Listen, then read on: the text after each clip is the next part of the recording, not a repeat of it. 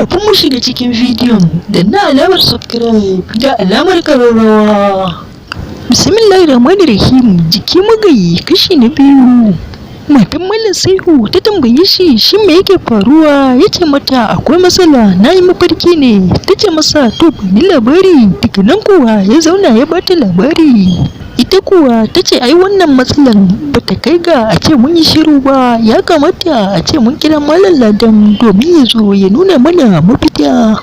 Ai kuwa gari na wayewa haka Malam Saihu ya aika domin a kirawo masa Malam Ladan ya zo ya duba masa shin me yake faruwa ne. Daga nan Malam Ladan ya zo ya buga ƙasa ya share ya ce masa akwai matsala mai girma ma kuwa.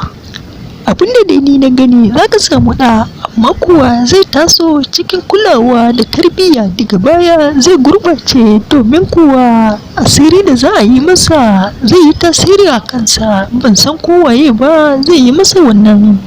Nan take Malam Saihu ya zaɓi ya miki ya ce asiri kuwa tun yaro bai zo ba har an fara tsangwamarsa kenan. Zainabu ta gida kai ta ce Allah sarki kenan. Malam Saihu ya ce to Malam Ladan menene mafita, ka ɗan gaya mana ya za a yi. Malam Ladan ya ce ai kuwa babu yadda za a yi, Allah ya riga ya tsara hakan, bakin alƙalami ya riga ya bushe. Malam Saihu ya ce Malam Ladan wannan lamarin fa ko nawa zan iya kashewa.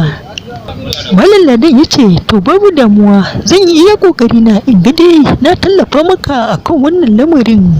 Daga nan suka yi sallama. Malam Saihu ya masa rakiya ya dawo. Bayan dambarwa da ake bugawa a gidan Malam Saihu, shi ko Abubakar yana can yana kokarin yadda za a yi ya ga ya ƙara gurbata wannan auren nasu, domin kuwa ya kasance shi ne yake son Zainabu, amma Malam Saihu ya yi karfa ya shiga malamai ya raba su har ya samu ya aure ta. Shi ko daga nan ya bar garin Galma.